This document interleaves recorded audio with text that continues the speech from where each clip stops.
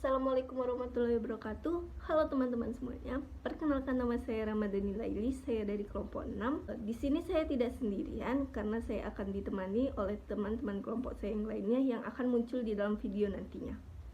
Oke, puji dan syukur kehadiran Tuhan Yang Maha Esa. Karena berkat rahmat dan karunia-Nya kami dapat menyelesaikan tugas case method kami ini. Tugas video case method kami ini dibuat untuk memenuhi tugas KKNI pada mata kuliah kepemimpinan. Dan kami juga berterima kasih sebesar-besarnya kepada Bapak Elizon Nainggolan SPD MPD karena telah membimbing kami dan memberikan kami tugas case method ini. Semoga tugas yang sederhana ini dapat dipahami oleh siapapun yang menontonnya dan sekiranya tugas ini dapat berguna bagi kita semua. Sekiranya hanya segitu saja yang dapat saya sampaikan di awal video ini. Mari kita langsung mulai ke dalam materinya.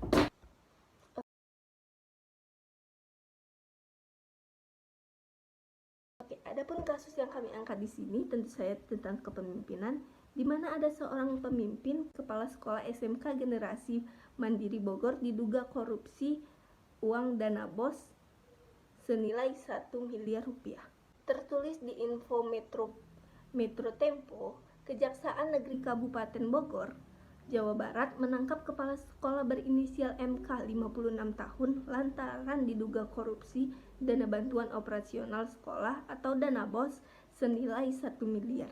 Keputusan tim penyidik berdasarkan hasil penyelidikan keterangan para saksi dan cukup barang bukti. Akhirnya MK selaku kepala sekolah SMK Generasi Mandiri mulai hari ini kami tahan. Kata Kasih Pidana Khusus Kejari Kabupaten Bogor atau Bapak Dodi Wiratmaja di Cibinong, Bogor, Kamis 8 September 2022.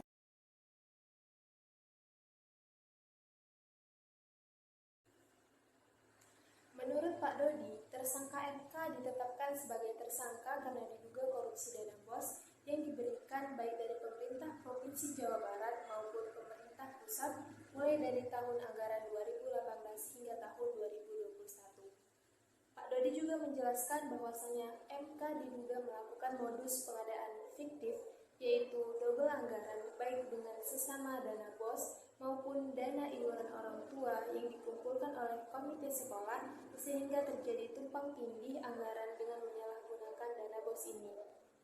Diketahui juga bahwa sebelumnya MK dijadikan tersangka berdasarkan hasil penyelidikan dan penyidikan yang diduga melakukan tindak pidana korupsi dana BOS dari anggaran pendapatan belanja daerah atau APBD maupun anggaran pendapatan belanja nasional atau APBN.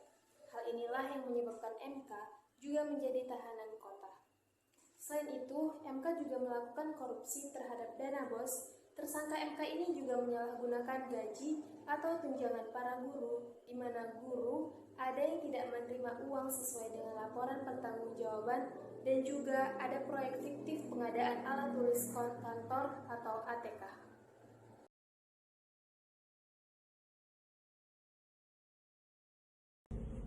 Ia menjelaskan bahwa Kejari Kabupaten Bogor masih mendalami kasus tersangka MK, termasuk mencari keterlibatan pihak-pihak lain, sehingga tidak tertutup kemungkinan adanya tersangka-tersangka baru. MK terancam terjerat Pasal 2 dan Pasal 3 Undang-Undang Nomor 20 Tahun 2001 tentang Pemberantasan Tindak Pidana Korupsi Jo, Pasal 55 Ayat 1 ke 1 KUHP dengan ancaman pidana penjara minimal 4 tahun dan maksimal 20 tahun karena kasus korupsi dana BOS.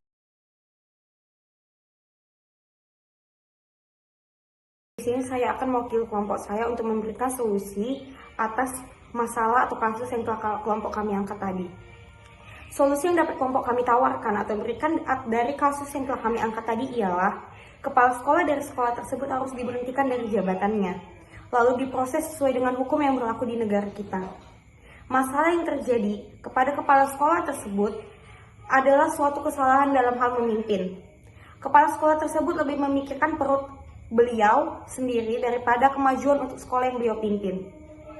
maka sudah sepantasnya kepala sekolah tersebut dicopot dari jabatannya serta menerima sanksi hukuman sesuai dengan perbuatannya, serta mengganti rugi uang yang telah beliau korupsi. Terima kasih.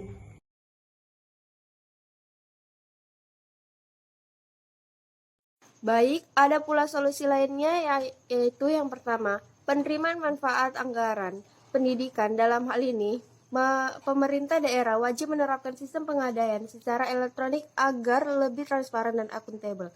Dan yang kedua, dalam setiap belanja ataupun pengeluaran lain-lainnya, pemerintah daerah wajib menerapkan sistem transaksi non-tunai dan menjalankan fungsi pengawasan dalam proses penyusunan anggaran di sekolah.